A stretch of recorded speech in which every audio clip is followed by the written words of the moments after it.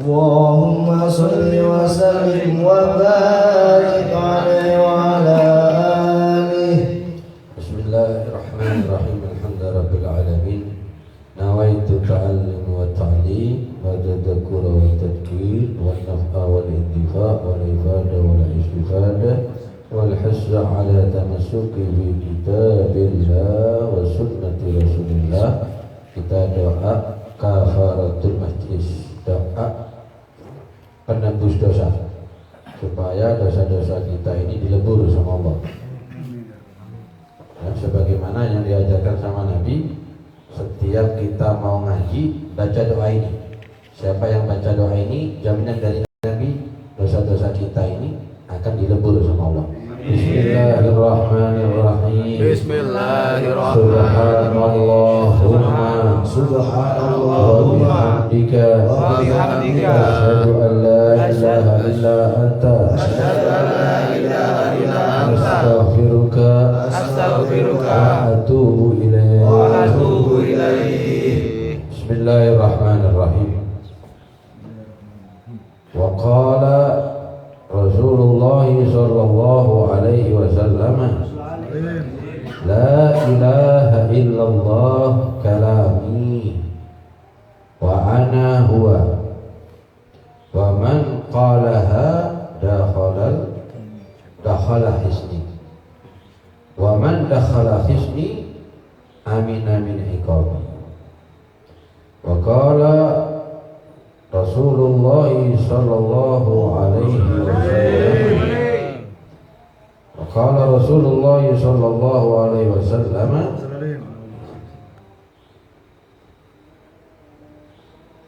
wal malaikatu yadkhuluna alaihim min kulli babis salam alaikum bima sabartum wa ta'am'ika bidda.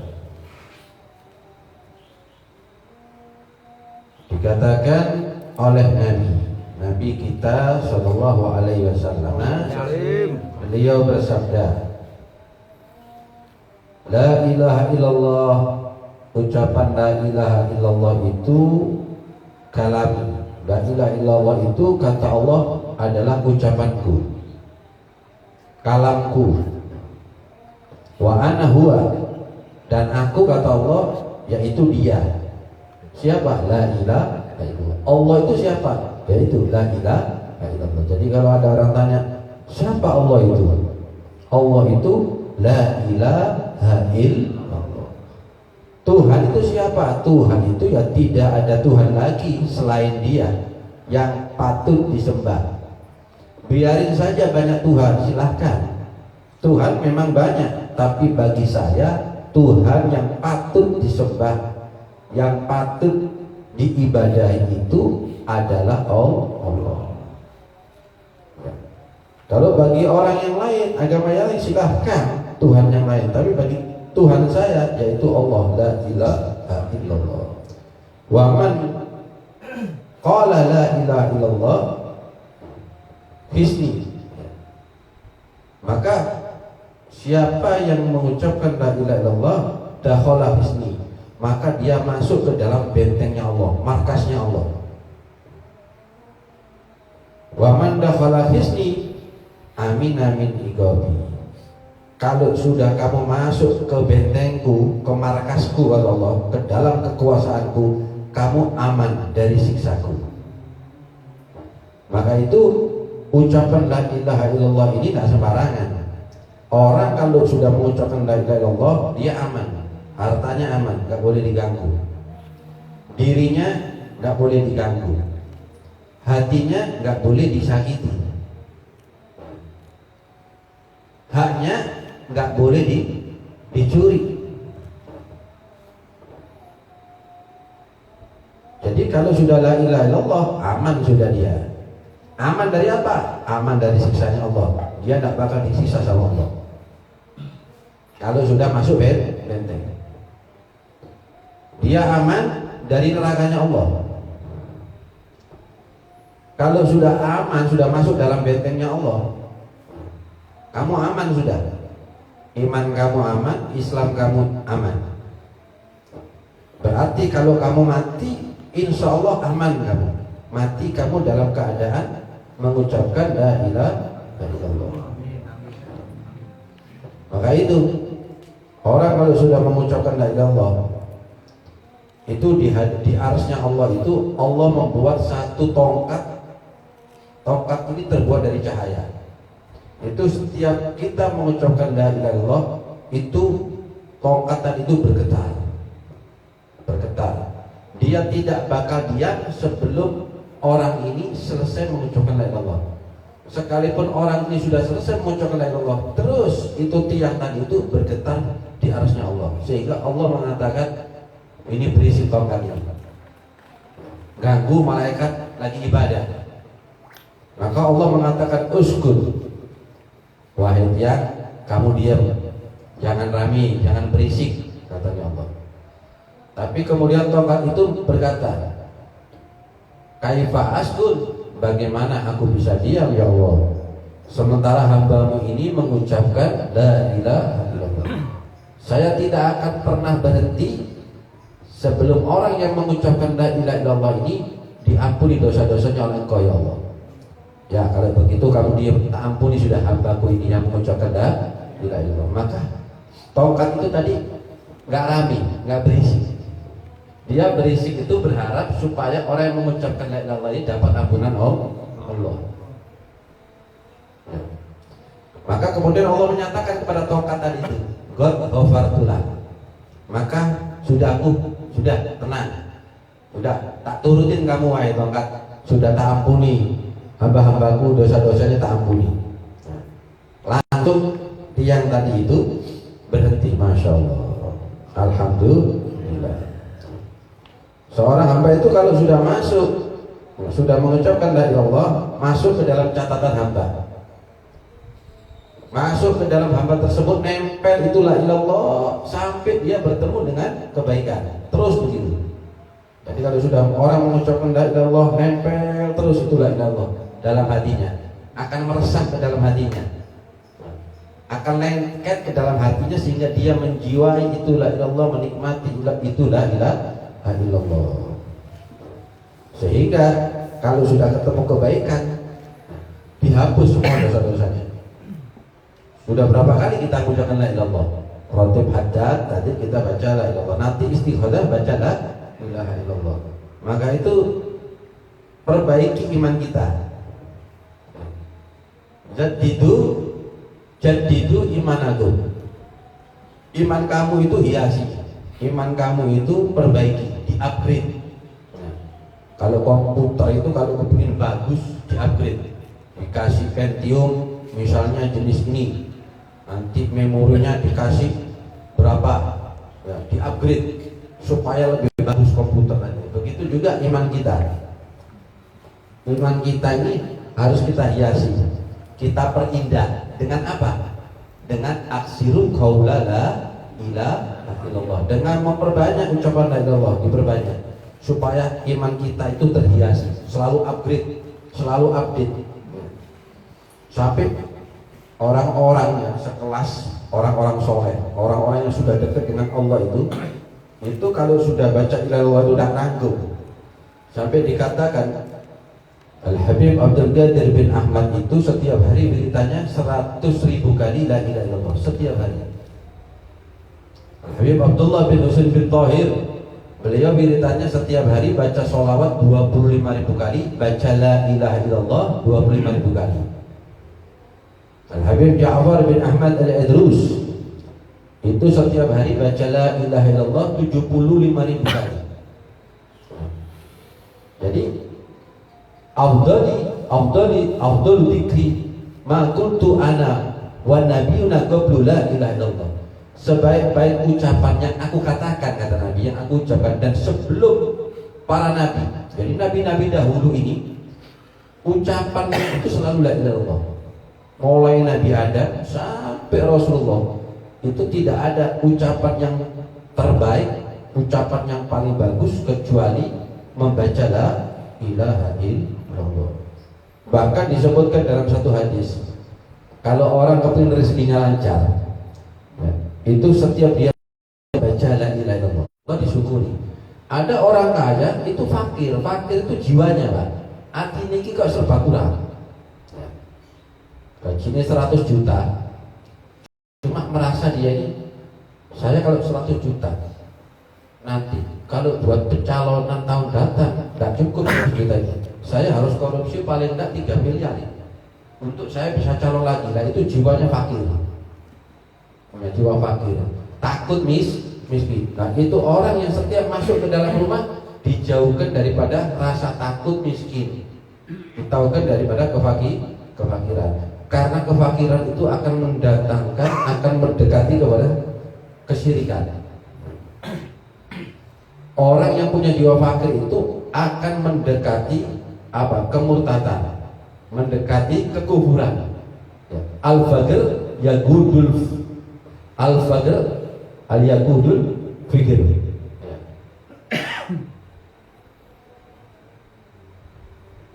Al-faqir yagadul kufur.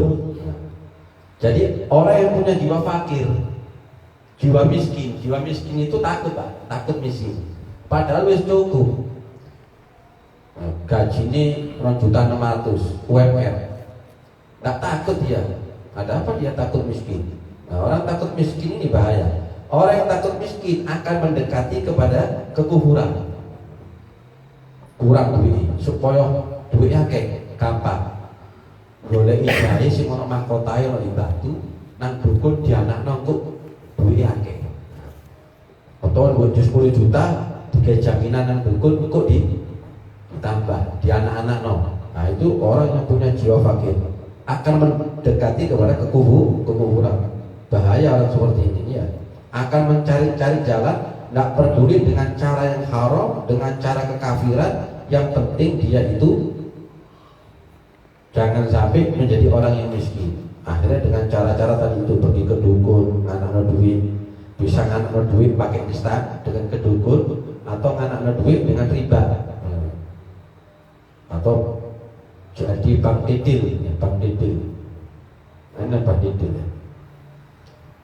Berapa kali kita mengucapkan la ilaha illallah? Udah banyak, alhamdulillah. Sehingga dia harus memahami bahwa la ilaha illallah itu harus dimaknai, dihayati, dinikmati, dia rasakan kelezatannya di dalam jiwa, ya. Meresap ke dalam hatinya, la ilaha illallah. Terus dia mengucapkan la ilaha illallah. Masa 100 kali kita tidak mengucapkan setiap hari? Jangan sampai. Setiap hari minimal 100 kali.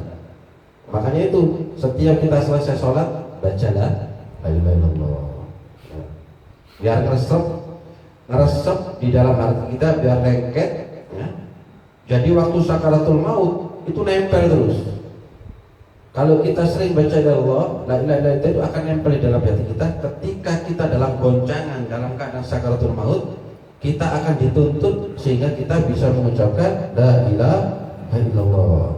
Dalam riwayat hadis, seandainya langit dan bumi ini 7 lapis langit, 7 lapis bumi, ditimbang ada di salah satu timbangan, kemudian dilawan di satu timbangan tadi itu dengan kalimat la ilaha illallah, maka pasti lebih berat kalimat la ilaha illallah daripada 7 lapis langit, 7 lapis bumi. Jadi kalau sudah la ilaha illallah itu Pak, sudah berat sudah. Ya, udah bukan main-main. Bahkan dulu diceritakan waktu Nabi memerintahkan Usama bin Zaid bin Harisah untuk perang. Ketika dalam peperangan, Usama bin Zaid ini menemui musuhnya dalam keadaan mau kalah, sehingga Usama bin Zaid bawa pedang. Hanya ketika mau dibunuh, ini musuh si kafir tadi ini mengatakan apa? La ilaha illallah. Oh, kawan gorodak wah. Boleh nanti tak pateni kan baca la ilaha illallah. Bohong kamu. Supaya aku tidak bunuh kamu, akhirnya ditebas Pak kepalanya orang yang tadi sampai mati. Berita ini didengar oleh Rasulullah. Maka Usama bin Zaid dipanggil. Nabi marah kepada Usama bin Zaid. Kenapa kamu membunuh seseorang yang telah mengucapkan la ilaha illallah? Dibilang ini orang musuh kita ya Rasulullah, dia kafir. Maka Rasul mengatakan, bagaimana kamu bisa menyikapi kaifa tasma' la ilaha illallah yaumil qiyamah? Bagaimana kamu nanti menyikapi kalimat la ilaha illallah nanti di hari kiamat. Akhirnya Usama bin Zaid tadi itu menyesal, seandainya waktu saya membunuh orang ini belum Islam. Kok coba waktu saya membunuh ini masih kafir. Kan orang kafir ini kan kalau masuk Islam kan dosa-dosanya dilebur, Pak. Ya. Sampai dia masuk ke dalam Islam. Sampai dia menyesal mengucapkan seperti itu Usama bin Zaid. Kalau seandainya waktu ana membunuh orang tadi itu belum dalam keadaan Islam. Maksudnya itu kalau saya sudah membunuh baru saya mau Islam. Nah kalau sudah seperti ini saya dapat dosa besar ini. Sekalipun dia orang kafir, kalau sudah mengucapkan la ilaha illallah, aman dia. Aman. Makanya itu di dalam satu negara itu kafir itu ada dua, ada kafir dhimmi, ada kafir harbi. Kafir dhimmi itu Pak, ya, orang Kristen, orang Nasrani, orang Hindu, Buddha itu dilindungi oleh negara, bahkan dilindungi oleh Islam. Nggak boleh diganggu hartanya, nggak boleh diganggu jiwanya, nggak boleh disakiti hartanya, karena dia kafir dhimmi. Negara melindungi, bahkan Islam melindungi. Tapi kalau kafir dhimmi ini seperti apa? Kafir dhimmi ini orang bukan Islam tapi memerangi orang Islam. Nah, maka itu man kafara dhimmiyan, man qatala dhimmiyan, barang siapa membunuh orang kafir dhimmi, ya. La yarhau rauhatal jannah, maka dia tidak akan mendapatkan baunya surganya Allah Subhanahu wa taala. Baunya surga itu kalau bisa dicium oleh seseorang itu perjalanan 500 tahun. Jadi selama 500 tahun jaraknya itu baunya surga, wanginya surga itu bisa dicium. Maka orang yang membunuh orang kafir itu lam yarah rauhatal jannah, dia tidak akan mencium baunya surga. Mambune surga itu atau apa meneh surga. Ya. Maka itu Abu Hurairah pernah bertanya kepada Nabi, "Ma as'adun nas bi syafa'atik yaumil qiyamah?" Ya Rasulullah, orang yang paling beruntung mendapatkan jaminan syafaatmu di hari kiamat itu siapa? Nabi kemudian berkata begini, ini loh yang saya tunggu-tunggu. Masa seluruh sahabatku tidak ada yang tanya, hanya Abu Hurairah yang tanya seperti ini. Dan aku menunggu. Kata Nabi, aku tahu pasti yang bertanya seperti ini hanya Abu Hurairah. Kenapa? Sahabat Abu Hurairah itu Pak, sahabat yang paling penasaran, yang paling banyak tanya kepada Nabi. Makanya sampai penasaran, kok jadi betul. Tanyakan. Guru itu paling senang ditanya. Tapi kalau muridnya tidak tanya, guru ini penasaran, ojo-ojo muridku ini gak semangat oleh ilmu. Nah, sebagaimana Abu Hurairah bertanya seperti ini, Nabi tidak kaget karena Nabi menunggu hanya Abu Hurairah yang bertanya demikian. Ya Rasulullah, siapa yang paling beruntung mendapatkan syafaatmu nanti di hari kiamat?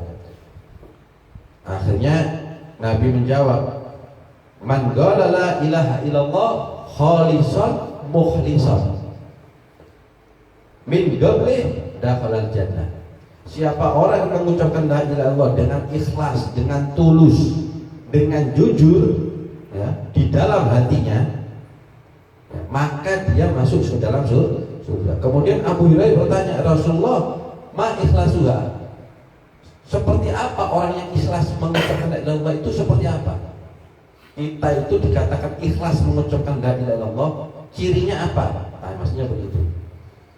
Maka Rasulullah menjawab, antah juzuha an makhrimillah.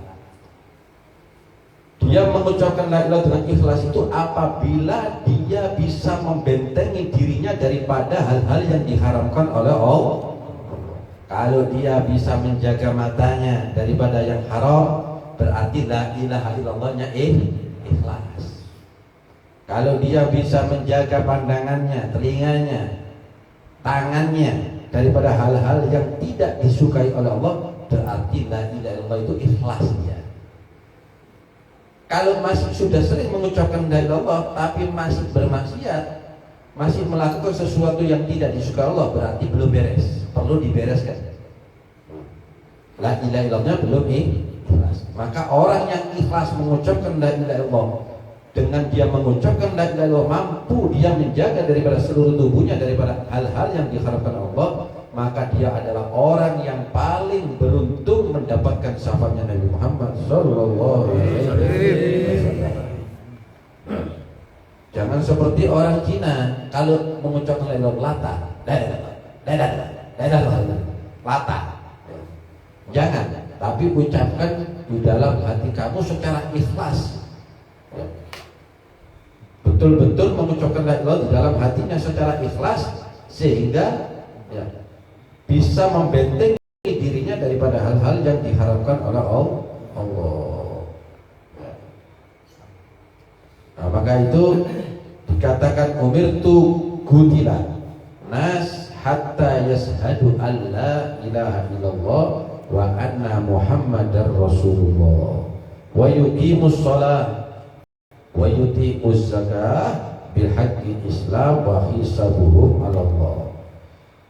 Saya diperintahkan untuk memerangi kaum musyrik sampai dia mengucapkan la ilaha illallah Muhammadur Rasulullah, kemudian mendirikan sholat, setelah itu mengeluarkan zakat. Kalau mereka sudah sholat, sudah mengucapkan la ilaha illallah, sudah mengucapkan Muhammadur Rasulullah, dia sudah sembahyang, dia sudah melakukan zakat, ya, berarti apa? Berarti dia sudah selamat. Kalau sudah selamat, nggak boleh kita ganggu, nggak boleh kita ganggu hartanya, jiwanya nggak boleh kita ganggu, ya. Kecuali kalau dia tidak mengeluarkan zakat, maka harus dihukum. Kalau dia nggak sholat, dia harus dihukum, ya. Lain daripada itu, darahnya, hartanya tidak boleh kita ganggu, kata Rasulullah. Maka kalau ada yang berani mengganggu la ilaha illallah, itu dosanya gede, kata Nabi. Apa kata Nabi? Man a'ana ala qatlil muslimin, siapa orang yang membantu membunuh orang Islam, bisa dengan ucapan, mungkin difitnah orang tadi itu, dengan ucapannya memfitnah orang sampai orang itu membunuh. Siapa orang yang membunuh muslim walau bisa tril kalimah, walaupun dengan sedikit kalimat, guru gila-gila nopo-nopo, cilik-cilik begitu, kon juara tuwek pegel, caro ayo disuruh jelek, padahal bukan membunuh orang tadi itu, hanya manas-manasi, juara cilik-cilik kidik, ya. Walaupun dengan sebuah kalimat sampai terjadi itu pembunuhan kepada orang Islam, ladiyallahu wa maktub fi jambi aisrafitillah, maka akan tertulis di jahinya ini di hari kiamat ini adalah inilah orang yang dijauhkan daripada rahmat Allah Subhanahu wa ta'ala. Jadi nanti di hari kiamat itu Pak, iblisku saya iso ngarep-ngarep rahmati Gusti Allah, masih bisa minta ngerempo nang Gusti Allah, ya Allah wis aku aja didadekno wong sing dilaknat karo jenengan, selamat aku, masih bisa dikasih kesempatan sama Allah untuk ngerempo, tapi tetap hari kalau dia coba dikasih kesempatan. Tapi orang yang membunuh saudaranya muslim tidak bakalan dia dilihat oleh Allah Subhanahu wa ta'ala, dicampakkan oleh Allah Subhanahu wa ta'ala. Orang kalau sudah la ilaha illallah ini Pak, jangan main-main, jangankan membunuh, menyakiti hatinya aja tidak boleh, dilindungi. Maka itu dikatakan oleh Nabi, zawalus samawati wal ardh, hilangnya, musnahnya, hancurnya langit dan bumi itu lebih ringan di sisi Allah ketimbang seseorang membunuh muslim lainnya secara terdolimi. Itu dosanya gede, kata Nabi. Sampai dikatakan dalam satu hadis, wala yazalu rajul fi fushatin min dini malam yasibbu daman haraman. Senantiasa seseorang itu di dalam kebaikan, ya, selama dia tidak menumpahkan darah. Kalau dia sudah membunuh orang lain, habis sudah dia, habis dia. Sekalipun bentuk adilnya dengan separuh kalimat, merencanakan pembunuhan, habis sudah, celaka orang ini. Sampai Nabi bilang apa? Man qatala dimiyan lam yarah rauhatal jannah. Siapa orang yang membunuh daripada orang kafir, bukan hanya muslim ini, membunuh orang kafir yang dimi itu aja tidak akan mendapatkan baunya surganya Allah Subhanahu wa ta'ala. Apalagi yang dibunuh orang Islam yang mengucapkan la ilaha illallah. Allah. Orang kafir aja nggak boleh Pak diganggu Pak. Bahkan orang kafir ini dilindungi oleh negara. Islam melindungi mereka. Kalau sudah baunya surga tidak dapat, jangankan surganya, membunuh aja nggak boleh. Ya. Sampai dulu diceritakan ada seorang wanita punya kucing di zaman Nabi. Kucing ini dimasuk di kerangkeng, di kerangkeng dan dikasih makan sampai mati nih kucing. Akhirnya perempuan ini diadab oleh Allah, dilaknat oleh Allah Subhanahu. Kucing itu Pak. Karena aku sudah buka berita kucing orang-orang diamputasi, dimanipulasi ya, mutilasi, dimanipulasi, dimutilasi lah. Orang ini di TV kejadian kucing lalu apa kalau kain ini?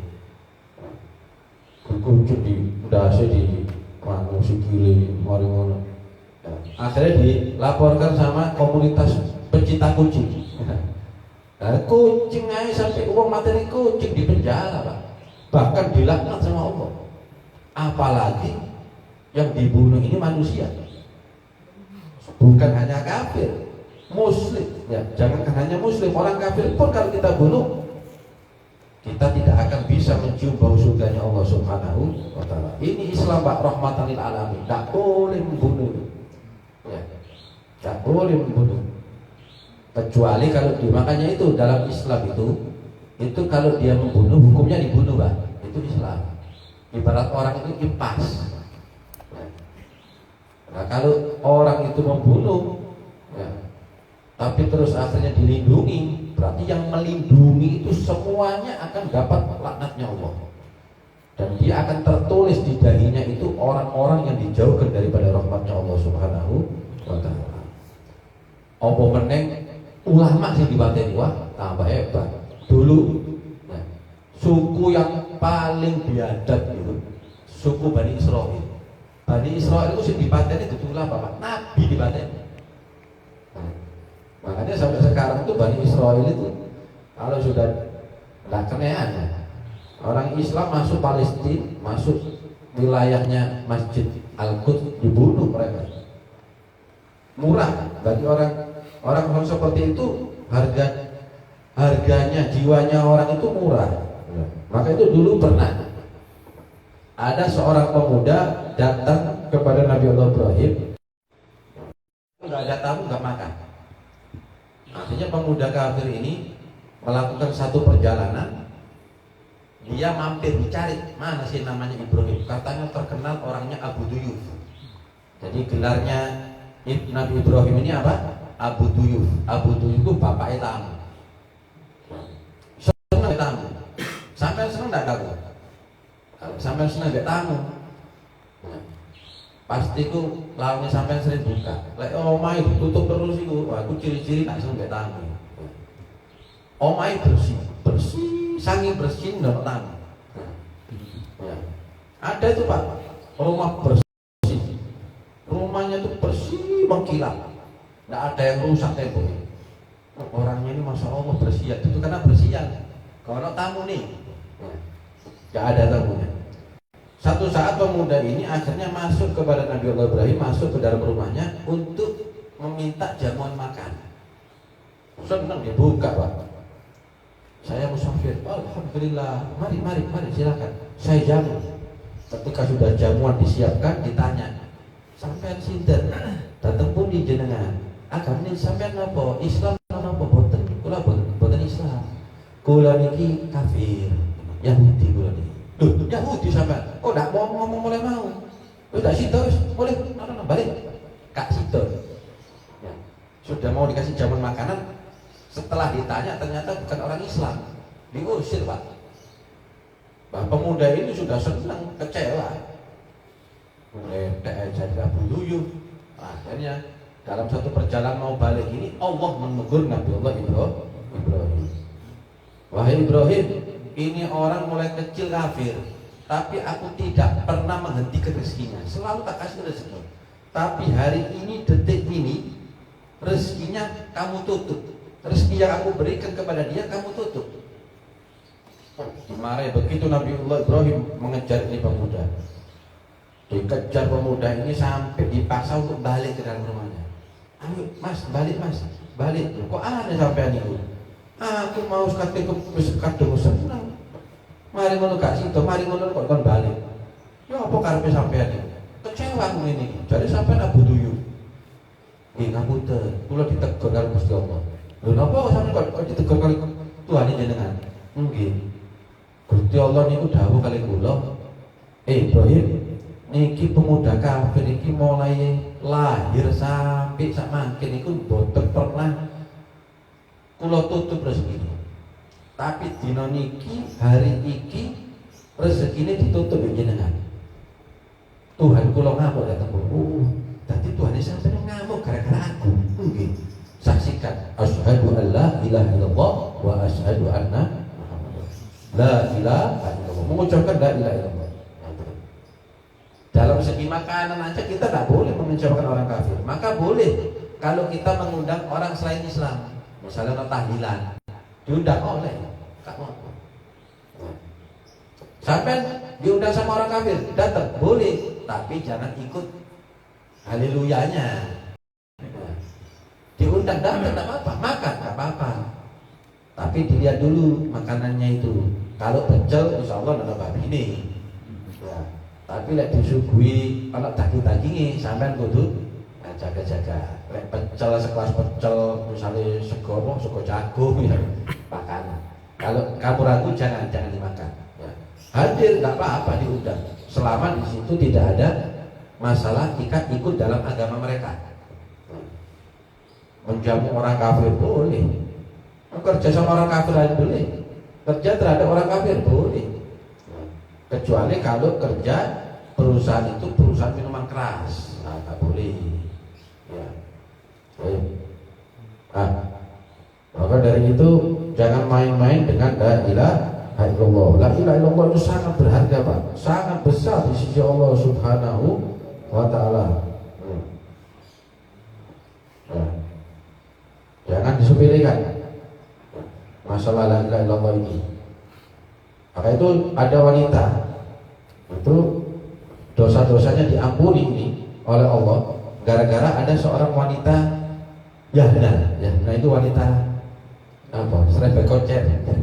Apa serempet koncer? Wanita itulah ya. Ini ada seorang wanita Yahna. Ada kelihatan seekor anjing lagi kehausan. Ketika dia kehausan, dia mau meraih itu sumur tapi gak bisa. Kalau dia nyemplung akhirnya masuk ke dalam sumur. Ini wanita sekalipun dia Yahna, gak kena, tapi masih ada rahmat di hatinya itu. Sak norek asu kira, gak kata tulung mati kok asu. Akhirnya dia ambil daripada sepatunya, dia ambil ya untuk mengambil air tadi, kemudian diminum kepada si anjing tadi itu. Gara-gara perbuatannya ini, maka dia mendapatkan ridha Allah sampai dia digiring oleh Allah mati dalam keadaan husnul khotimah dan dimasukkan surganya Allah Subhanahu wa Ta'ala. Dan kepada anjing aja kita harus rahmat, Pak. Apalagi kepada orang Islam. Jangankan orang Islam, kepada orang kafir aja kita nggak boleh menyakitinya, ya, merampas haknya dan sebagainya. Nah, maka dari itu kalau sudah orang mengucapkan la ilaha illallah, maka dia insyaallah aman dari siksanya Allah Subhanahu wa Ta'ala. Maka perbaiki iman kita, perbaiki takwa kita, hiasi iman kita dengan selalu memperbanyak ucapan la ilaha illallah. Semoga ucapan la ilaha illallah ini, ucapan la ilaha illallah kita ini ikhlas. Nah, karena berkat membaca la ilaha illallah yang sangat banyak, akhirnya kita antah juzaha an mahrimallah, kita akan dilindungi, kita bisa membentengi diri kita daripada hal-hal yang diharapkan oleh Allah. Ya proses semuanya itu. Insya Allah dengan berkatnya sampai selalu zikir, tahlil, baca la ilaha illallah, Allah akan memberikan kekuatan kepada kita semua sehingga kita bisa membentengi ya, seluruh anggota badan kita daripada hal-hal dan dijauhkan daripada segala maksiatnya. Ya, jauhkan daripada hal-hal yang dilarang oleh Allah. Mudah-mudahan ilmu kita bermanfaat. Maka itu selalu ucapkan la ilaha illallah, la ilaha illallah, la ilaha illallah. Selalu ucapkan itu. Ya, resapi. Ya. Ucapan di bibir ini hanya hanya membantu hati untuk selalu supaya meresap di dalam hati kita, bahwa tidak ada yang patut kita takuti selain Allah, tidak ada yang paling kita butuhkan selain Allah, tidak ada yang perlu kita mintai apapun daripada segala urusan dunia kita selain Allah. Jangan berharap kepada manusia, pasti kamu akan kecewa. Tapi berharaplah kepada Allah, pasti Allah akan mengabulkan segala apa yang kita inginkan, apa yang segala hajat kita dunia dan akhirat. Amin, Allahumma amin, amin ya rabbal alamin. Maka kita minta kepada Allah, Allah yang menghidupkan kita di dunia ini dengan kalimat la ilallah, maka matikan kita ya Allah dengan mengucapkan kalimat la ilaha illallah. Amin, Allahumma amin, amin ya rabbal alamin. Kita baca doa kafaratul majlis.